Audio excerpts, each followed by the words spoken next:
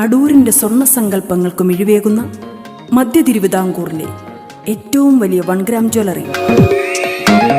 Nikhil 1 gram jewellery and silver palace near Karunya eye hospital, Adoor.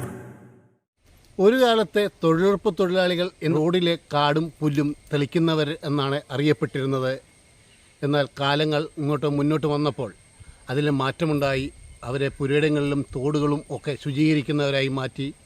2005 Mahatma Gandhi ദേശീയ ഗ്രാമീണ തൊഴിലുറപ്പ് പദ്ധതി ദേശീയ സർക്കാർ ആരംഭിച്ചത് ഗ്രാമീണ മേഖലയെ ശക്തിപ്പെടുത്തുവാനും ഗ്രാമീണ മേഖലയിലെ ദരിദ്രരുടെ വിഭവാടിത്തറ ശക്തിപ്പെടുത്തുന്നതിനായിരുന്നു.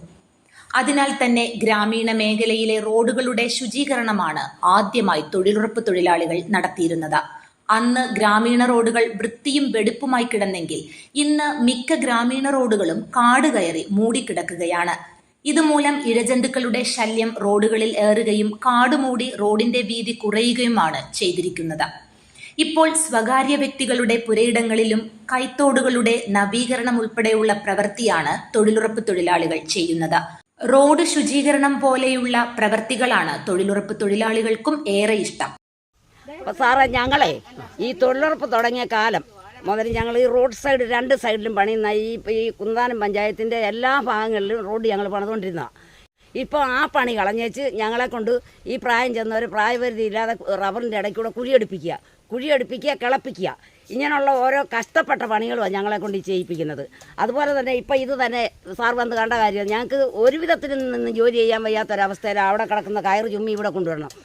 ഇവിടെ കൊണ്ടുവന്ന് മാത്രമല്ലതേ മട കുത്തി കെട്ടി ഞങ്ങളത് ലോഡ് തേച്ചിട്ട് കയറിട്ട് ഈ മാറ്റിട്ട് ഞങ്ങൾ പഞ്ചായത്തിനെ കാണിച്ചെങ്കിൽ മാത്രമേ ഞങ്ങൾക്ക് വേതനം കിട്ടത്തുള്ളൂ.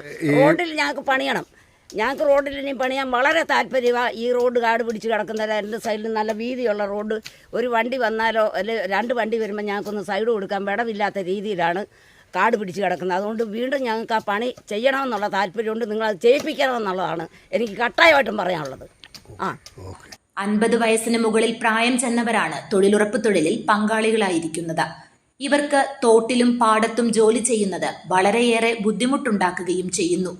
അതുകൊണ്ട് മുൻകാലങ്ങളെ പോലെ റോഡ് ശുചീകരണത്തിനായി തൊഴിലുറപ്പ് തൊഴിലാളികളെ നിയോഗിക്കണമെന്ന ആവശ്യം ഉയരുകയാണ്. News bureau, Thiruvalla.